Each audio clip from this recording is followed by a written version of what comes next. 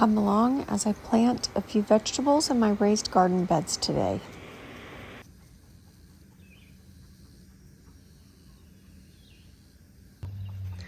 These are my 3 garden planters, and they're a little bit of a mess. It's been a while since I have planted anything in them, and I have been dumping some of my chicken poop in here when I clean out the coop, and I'm going to amend the soil with some new soil and may even dig up some more dirt from the chicken coop to mix in. So I usually add in a bag of black cow manure, but decided since I've put some chicken poop in here, that will probably serve its purpose.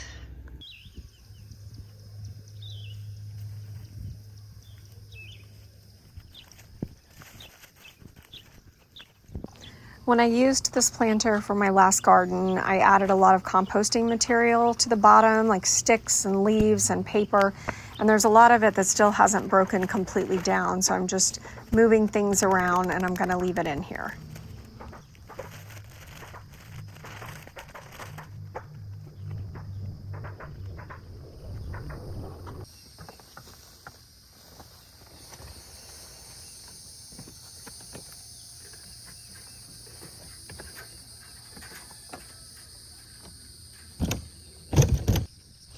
Here I'm just mixing in the new soil that I just added to the planter with the old soil that I dug up from the chicken coop and dumped in from the wheelbarrow.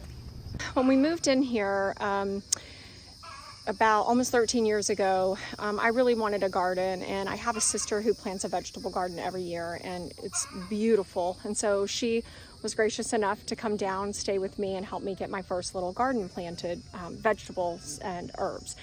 And those areas are still here. I still have herbs, although they're hurting, so I'll swing around so you can see it.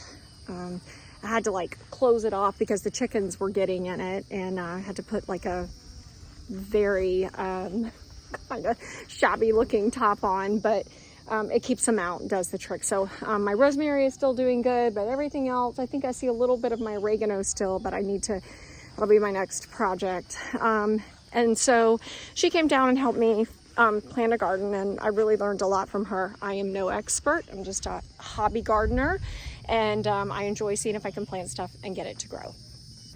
So one more thing I might want to mention is never put fresh chicken poop. I had mentioned that I had added chicken poop to my planters, and never put fresh chicken poop in your garden bed. It can burn the roots of your plants, so it's not good. The chicken poop that's been added, as well as some of their hay, from their bedding and inside the coop, has been dried out and been sitting there. Even after I dumped it in the planters, it's been sitting there for a while. It's been worked in, the soil is ready to go. I just wanted to mention that. The first thing I'm going to put in are sweet potato plants, and these little slips, they come 6 to a pack. And I've planted these a few times with pretty good success, and they're really fun because when it's time to harvest them, you kind of just dig down in the soil and look for the sweet potatoes. So they vine like crazy, and you never want to trellis these because you want the vines to actually touch the soil. It can create more tubers, which in turn creates more sweet potatoes. So I'm going to put these in, pop them out, and just put them right at soil level. You never want any of the leaves below the soil. And then I'm going to space them out about 1 foot to 1.5 feet.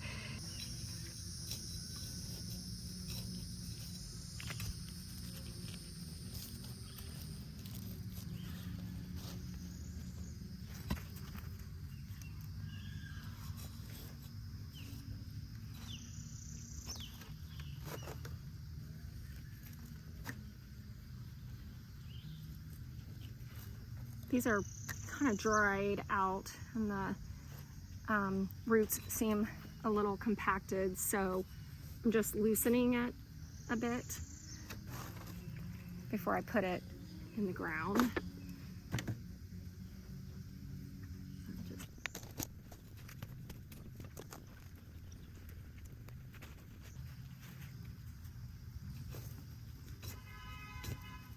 Kind of out of room, so just gonna pop this in and hope it's not too close.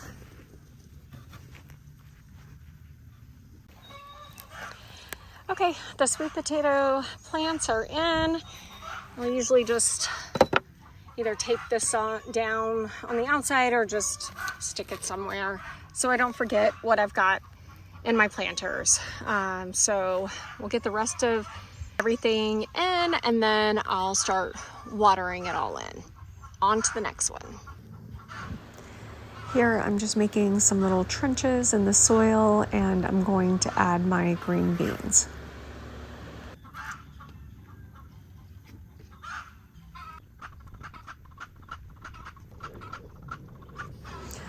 This is pea and bean booster. I've never used this before, but I thought I'd give it a try this time. It says to dig the little trenches, put the beans in, and then sprinkle this liberally over the beans before you cover them with soil.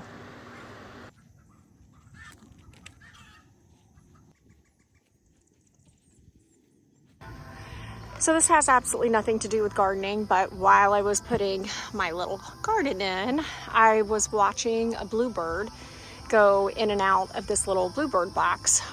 Several years ago, my brother-in-law built a couple of them for us and they've held up pretty darn good, but we've got a nest in here and we have one egg. So as you can see though, it's not staying closed anymore. The little nail just isn't holding the door down and some of the nails are coming out over here. So I'm gonna repair it for her. And thought it might be fun to just show you.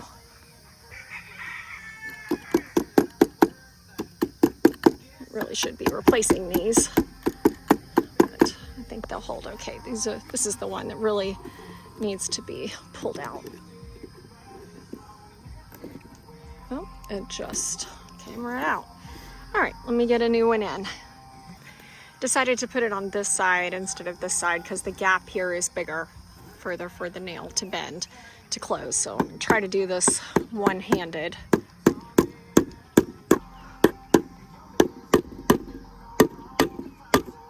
All right, that's probably in far enough, and I'll just tap it over.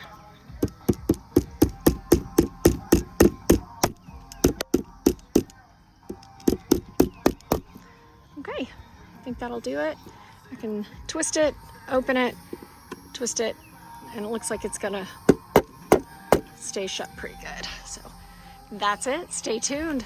We'll see how many eggs she lays and how many babies we get. So exciting.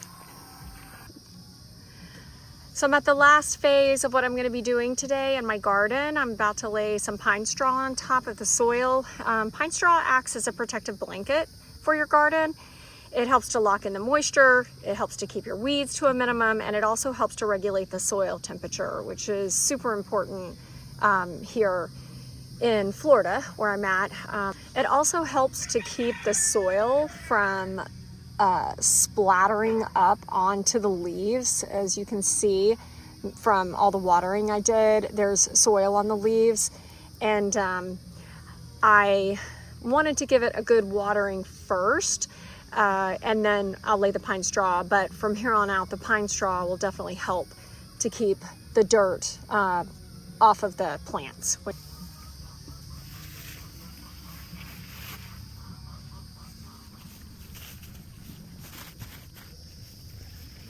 It's a little puffy when you first lay it, but once it starts raining and you start watering, it'll lay down flat.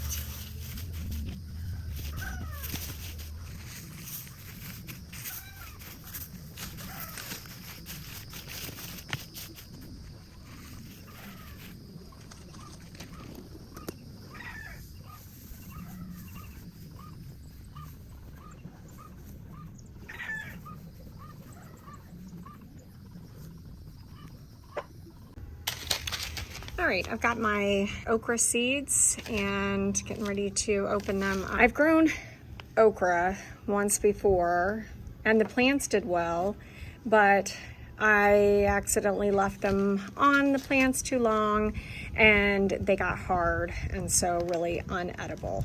I don't recall if I soaked the seeds last time, but I read online that if you soak the seeds in some warm water overnight before planting, they have a hard coating, and so the soaking helps them to sprout faster and apparently more evenly. So it won't hurt. I'm just gonna pop them in here and leave them overnight. Having some storage problems on my phone, so the last video cut off, but these are the seeds.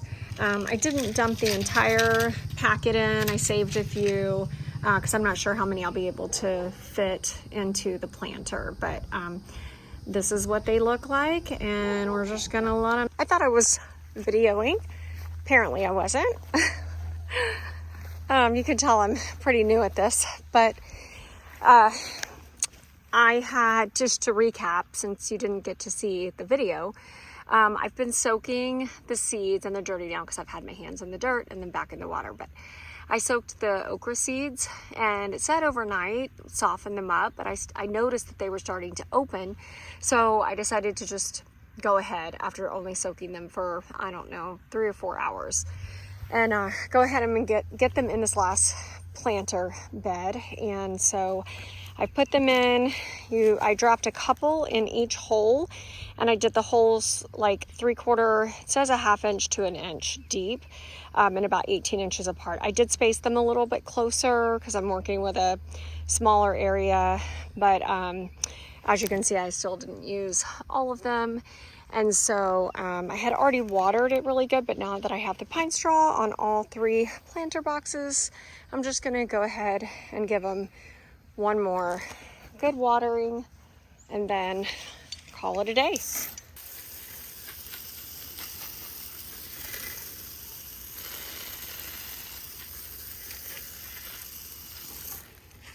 Also, something I mentioned in the video that I thought I was recording is I picked up this little spaghetti squash plant. I've never grown spaghetti squash, so I thought I would just give it a try, and I just popped it in here with the okra. So we'll see if anything happens with that.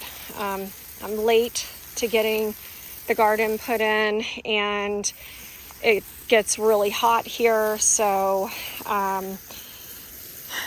typically if I wait too long and it's too hot, the garden doesn't do too well because it gets overcome with like pests and little bugs and stuff and disease. And so I'm hoping for the best, crossing my fingers. I'm just barely still in the window of when it's time to plant these things. But if you're new to gardening, a good place to start is to look up where you're located and see what zone you're in. And then there's so much information out there on the internet about what is good to plant for your zone, depending on what time of the year it is. So don't forget to like and subscribe to check on the progress of our little vegetable garden.